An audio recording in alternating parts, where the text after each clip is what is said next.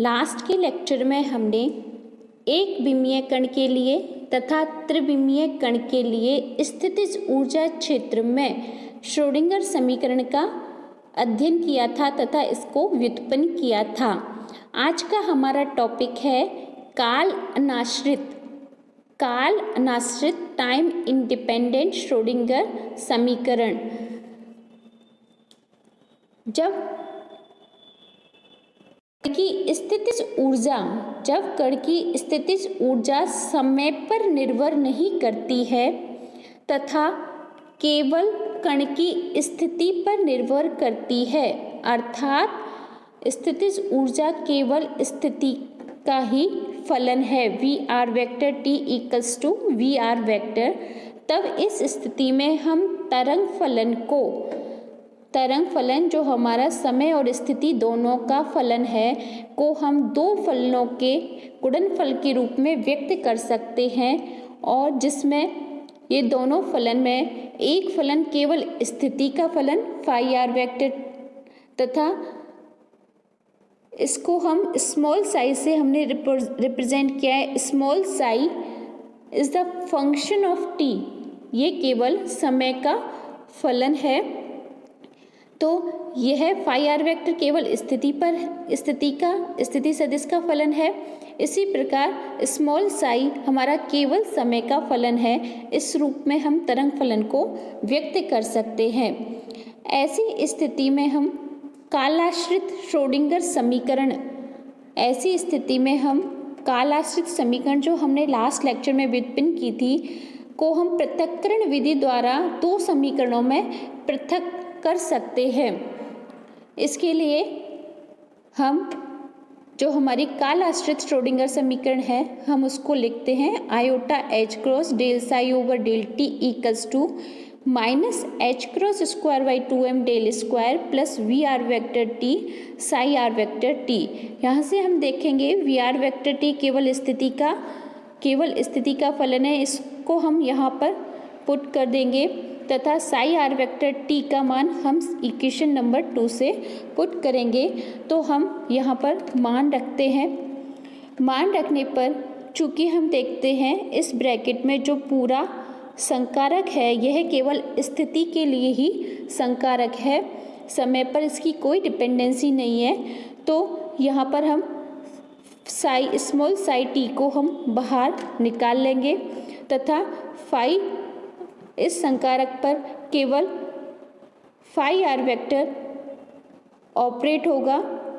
इसी प्रकार हम देखते हैं RHS में फाई आर वेक्टर चूँकि स्थिति का फलन है इसलिए इसे हम संकारक से बाहर ले लेंगे। केवल डेल ओवर डेल टी द्वारा स्मॉल साई टी ऑपरेट होगा। अब हम इस समीकरण को phi R vector T psi T से विभाजित करेंगे। तो विभाजित करने पर हम देखते हैं साइड टी यहाँ से कट जाएगा तो यहाँ पर टर्म बचेगी 1 ओवर फाई आर वेक्टर। इसी प्रकार यहाँ पर 1 ओवर स्मॉल साई टी। उपरोक्त समीकरण में हम देखते हैं कि बायां पक्ष केवल स्थिति R पर निर्भर करता है तथा दायां पक्ष RHS केवल समय पर निर्भर करता है। बायां पक्ष केवल स्थिति पर निर्भर करता है और दायां पक्ष केवल समय पर निर्भर करता है तथा दोनों पक्ष एक दूसरे के बराबर हैं। यह तभी संभव है जब दोनों हमारे LHS तथा RHS दायां पक्ष तथा बायां पक्ष किसी नियतांक के बराबर हों तथा उस नियतांक की विमा ऊर्जा के बराबर हो। हमने इस नियतांक को E नाम दे दिया। तो बायां पक्ष यहाँ से दायां पक्ष को नियतांक E के बराबर रखने पर यहाँ पर दायां पक्ष को नियतांक E के बराबर रखकर सॉल्व करते हैं। तो सॉल्व करने पर इसको हम इस समीकरण का हम रीअरेंज करके समाकलन करेंगे। समाकलन करने पर इसका लॉग समाकलन आएगा तथा यहाँ पर लॉग को आगे सॉल्व करेंगे तो साई टी का मान एक्सपोनेंशियल फॉर्म में आएगा। ये psi T small psi T है जो कि समय पर डिपेंडेंट फलन था। Psi T equals to E raise to the power minus iota E T over H cross.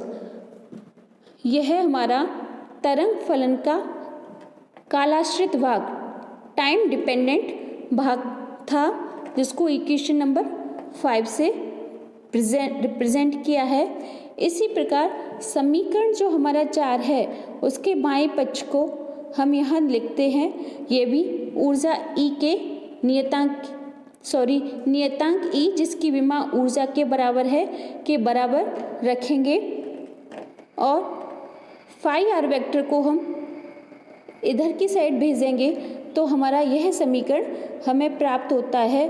यह समीकरण का रूप है minus H cross square by 2m del square plus B R vector operated on phi R vector equals to E phi R vector. यह समीकरण काल अनाश्रित Schrodinger समीकरण कहलाता है। इस समीकरण को हल करने पर काल अनाश्रित स्थितिज ऊर्जा बी आर वेक्टर में गतिशील कण का तरंग फलन फाई आर वेक्टर ज्ञात हो जाता है। यह समीकरण हमारा क्या कहलाता है? काल अनाश्रित श्रोडिंगर समीकरण, जिसको हल करने पर तरंग फलन का स्थिति सदिश आश्रित भाग हमें फाई आर वेक्टर प्राप्त हो जाता है। अब हम यहाँ नियतांक E का भौतिक अर्थ समझेंगे। नियतांक E का भौतिक अर्थ,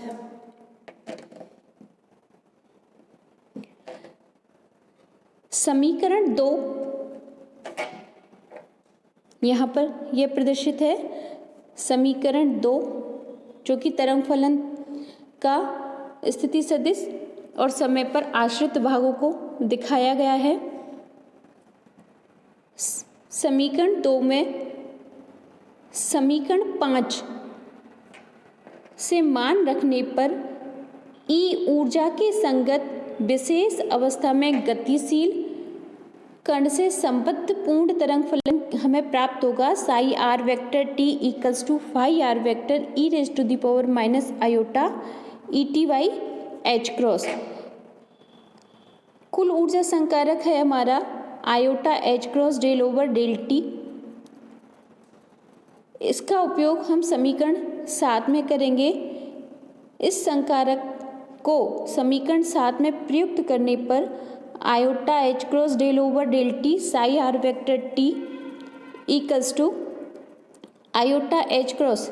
यहाँ पर हम साई आर वेक्टर का मान रखेंगे, तो मान रखने पर हम इसका समय के सापेक्ष अवकलन करेंगे। तो अवकलन करने पर हमें ये वाला पद प्राप्त होता है माइनस आयोटा ई ओवर एच क्रॉस, और तरंग फलन हमारा एज इट इज रह जाता है क्योंकि तरंग हमारा एक्सपोनेंशियल फॉर्म में है। Equals to E phi R vector E raise to the power minus iota E T over H cross. इसको वापस हम साई आर वेक्टर टी लिख देंगे। यहाँ से देखेंगे आयोटा एच क्रॉस से एच क्रॉस कैंसिल हो जाएगा और आयोटा और माइनस आयोटा मल्टीप्लाई होके 1 वैल्यू देंगे। तो इस इक्वेशन में E phi R vector E raise to the power minus iota E T over H cross. तो del over iota H cross del over del T ऊर्जा संकारक को साई आर वेक्टर टी पर operate करने पर हमें ये वाला पद प्राप्त होता है E phi R vector E raise to the power minus iota E T over H cross, जो कि हमारा क्या है, ये वाली जो टर्म है ये हमारी साई आर वेक्टर टी को रिप्रेजेंट करती है। इस प्रकार हम देखते हैं कि ऊर्जा संकारक को साई आर वेक्टर टी पर प्रयुक्त करने पर हमें ऊर्जा मान ई प्राप्त होता है। यह कुल ऊर्जा संकारक iota H cross del over del T का आइगन मान समीकरण है, जहां ई कुल ऊर्जा आइगन मान है। अतः नियतांक ई कण की कुल ऊर्जा होती है। जो हमने संकारक ई लिया था जो हमने नियतांक ई लिया था जिसकी विमा ऊर्जा थी, यहाँ पर यह कण की कुल ऊर्जा को व्यक्त करता है। नियतांक ई कण की कुल ऊर्जा होती है। अब कण के पाए जाने की प्रायिकता। कण के पाए जाने की प्रायिकता P इक्वल्स टू, प्रायिकता की परिभाषा से कण के पाए जाने की प्रायिकता क्या होगी? तरंग फलन के आयाम साई आर वेक्टर टी के एम्पलीट्यूड का स्क्वायर। यहाँ पर हम इसको ओपन करेंगे तो हम इसको लिख सकते हैं Sai R vector T star Sai R vector T का फॉर्म हम यहाँ से ये वाली value Sai R vector T की रखेंगे तो साई आर वेक्टर टी की वैल्यू ये हो गई और साई स्टार की वैल्यू हमारी ये प्राप्त होती है।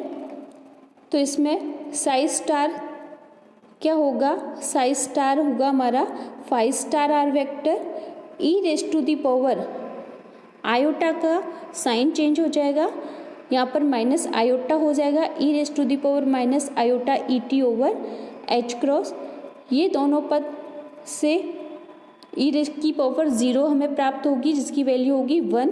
तो इस फाइनली जो प्रायिकता है P equals to 5 R vector 5 star R vector, जिसको हम 5 आर वेक्टर के एम्पलीट्यूड का स्क्वायर लिख सकते हैं। अतः प्रायिकता होगी हमारी P equals to 5 R vector के एम्पलीट्यूड का स्क्वायर।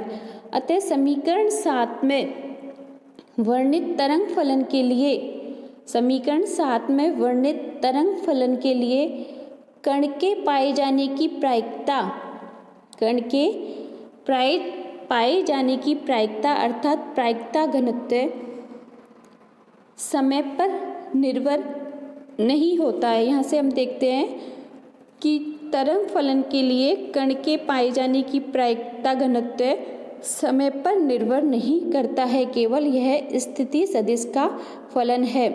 ऐसी अवस्थाएं ही स्थायी अवस्थाएं कहलाती हैं। ऐसी अवस्थाएं स्थायी अवस्थाएं कहलाती हैं जिसमें कण के पाए जाने की प्रायिकता समय पर निर्भर नहीं करती है तथा इस स्थिति में श्रोडिंगर समीकरण के जो हल हैं वो स्थायी हल कहलाते हैं।